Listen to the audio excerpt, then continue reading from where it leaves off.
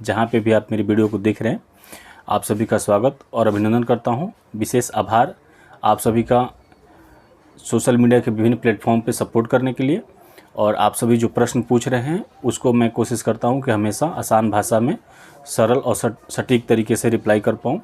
और I hope कि आप सभी को मेरा जवाब पसंद आ रहा है। तो आइए इस वीडियो को कंटिन्यू करते हैं। और आज का जो प्रश्न है आप लोगों के बीच से ही आया हुआ है कि क्या कोई कपल जब कोर्ट मैरिज करता है तो उसमें पुलिस वेरिफिकेशन होता है या नहीं होता है, अगर होता है तो उसका क्या प्रोसेस है। क्योंकि बहुत सारे कपल शादी करना चाहते हैं लेकिन वो पुलिस वेरिफिकेशन के नाम पे डर जाते हैं, क्योंकि हमारे जो समाज में, सोसाइटी में पुलिस को बहुत सारी चीज़ें पावर दी गई है और पुलिस हमेशा अपने पावर का मिसयूज करती है। ये यूनिवर्सल ट्रूथ है। तो अधिकतर लोग कानून से उसका पालन करना चाहते हैं, कानूनी चीज़ों को समझना चाहते हैं, उसको प्रोसेस को फॉलो करना चाहते हैं, लेकिन पुलिस का कुछ वर्दी का ऐसा खौफ है कि लोग इन चीज़ों से बचना भी चाहते हैं। कोई पुलिस के झमेले में नहीं पड़ना चाहता है।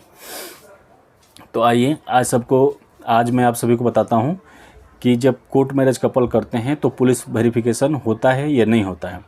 पहली बात कि जब भी कोई कपल कोर्ट मैरिज करता है तो उसमें पुलिस का कोई रोल नहीं होता है, कहीं कोई वेरिफिकेशन नहीं होता है, कहीं थाने में नहीं जाना होता है और पुलिस का इसमें कोई रोल नहीं है। लेकिन कुछ चीज़ों में पुलिस का रोल इन्वॉल्व हो जाता है।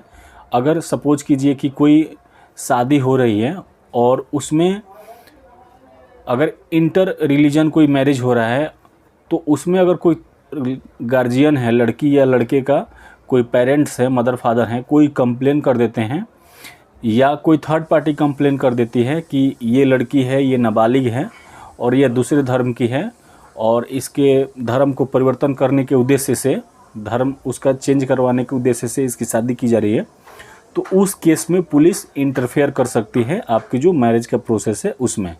तो ये भी कंप्लेन बेसिस पे ही होता है। कोई पेरेंट या कोई थर्ड पर्सन कंप्लेन करेगा पुलिस को, तब पुलिस उसमें आएगी और पूरी चीज़ों को वेरीफाई करेगी।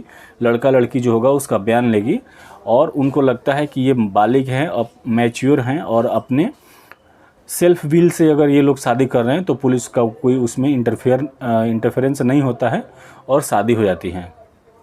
दूसरा कंडीशन होता है जब कोई भी कपल मैरिज रजिस्ट्रेशन करवाते हैं और मैरिज रजिस्ट्रेशन में एक थोड़ा लेंदी प्रोसेस होता है और इसमें कहीं भी कोर्ट को लगता है या मजिस्ट्रेट को लगता है कि इसमें कोई डाउटफुल सिनेरियो है, कोई सीन है, तो पुलिस को जांच का आदेश देते हैं।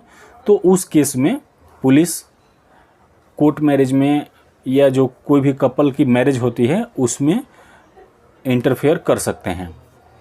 तीसरा एक और सीन है, जैसे कई सारी जो शादियां होती है, शादियां तो सोशल तरीके से ही होती है, जैसे पहले के समय में होता था, रिचुअल्स हिंदू या मुस्लिम रीति रिवाज होता है उसी तरीके से होती है।